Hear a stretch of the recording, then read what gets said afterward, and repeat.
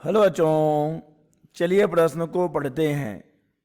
दो बिंदु आवेश क्रमशः +5 गुणा 10 के घात में -19 कूलाम तथा +10 गुणा 10 के घात में -19 कूलाम 1 मीटर की दूरी पर स्थित हैं।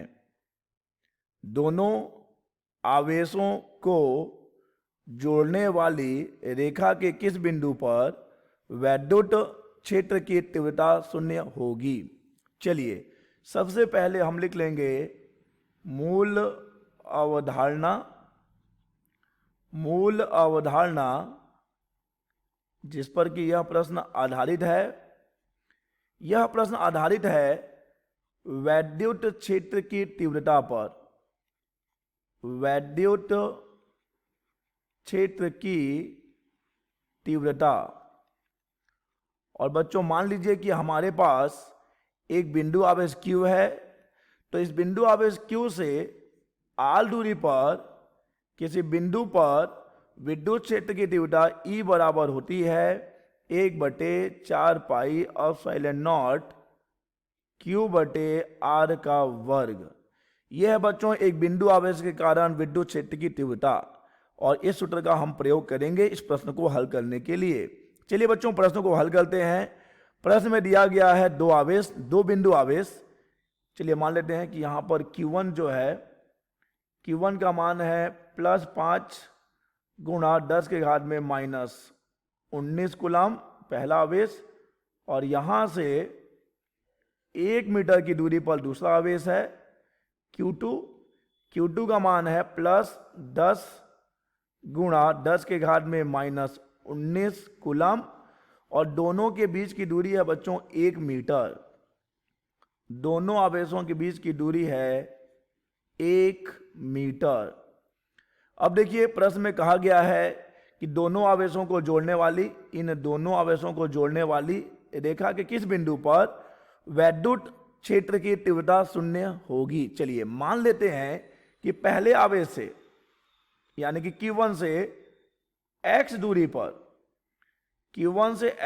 पर एक बिंदु P है जहां पर विद्युत क्षेत्र की तीव्रता शून्य है। अब देखिए बच्चों शून्य कैसे हो सकती है। बिंदु P पर परिणामी विद्युत क्षेत्र शून्य कैसे होगा। देखिए बिंदु P पर Q1 का विद्युत क्षेत्र भी होगा, बिंदु P पर Q2 का भी विद्युत क्षेत्र होगा, लेकिन देखिए हम जानते हैं कि विद्युत क्षेत्र धनावेश से निकलता है, तो यहां पर बिंदु P पर Q1 के कारण विद्युत क्षेत्र की दिशा कुछ इस प्रकार होगी, ये E1 हो जाएगा, और Q2 भी धनावेश है तो उसकी विद्युत क्षेत्र की तीव्रता भी उससे दूर जा रही होगी, यानी E2 की दिशा भी इस ओर होगी, बाईं ओर होगी। तो अब देखिए यहां पर E1 और E2 दोनों विपरीत दिशा में है, तो परिणामी शून्य होने के लिए आवश्यक है कि दोनों के मान बराबर हों। ठीक है बच्चों, तो अगर E1 और E2 बराबर होंगे तब जाके बिंदु P पर परिणामी विद्युत क्षेत्र में शून्य मिलेगा। अब देखिए E1 हम ज्ञात कर सकते हैं 1/4 पाई एप्सिलॉन नॉट, और यहाँ पर Q1 जो हमारा पहला आवेश है उसका मान है 5 गुणा 10 के घात में -19 बटे r का वर्ग। बच्चों ये दूरी हमारी x का वर्ग है। अब देखिए बच्चों P की दूरी Q2 से कितनी हो जाएगी, ये दूरी हो जाएगी 1 - x, ये दूरी हो जाएगी 1 - x, क्योंकि पूरी दूरी 1 मीटर है और हमने Q1 से बिंदु P की दूरी x ली है। चलिए तो अब यहां पर Q2 के कारण विद्युत क्षेत्र की तीव्रता कितनी हो जाएगी, 1/4 पाई एप्सिलॉन नॉट 10 गुणा 10 के घात में -19 बटे 1 - x का वर्ग, 1 - x का वर्ग। चलिए देखते हैं क्या क्या कटेगा।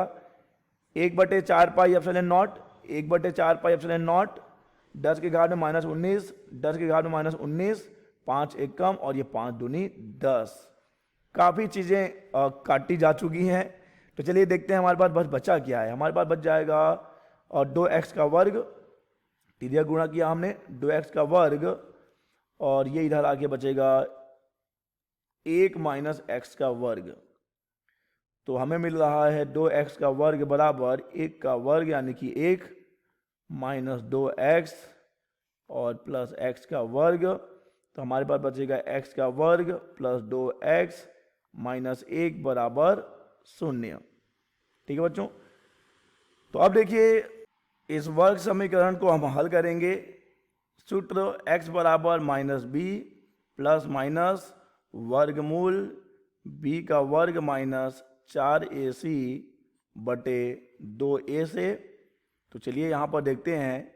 देखिए यहाँ पर b का मान है 2 और a का मान है 1 और c का मान है माइनस 1। तो चलिए इसे हल करें तो x बराबर हो जाएगा -2 प्लस माइनस 2 दूनी 4 और c माइनस में है तो ये प्लस हो जाएगा 4 बटे 2। तो ये हो जाएगा x बराबर -2 प्लस माइनस वर्गमूल 8 होगा और वर्गमूल 8 को हम लिख सकते हैं 2 वर्गमूल 2 बटे 2।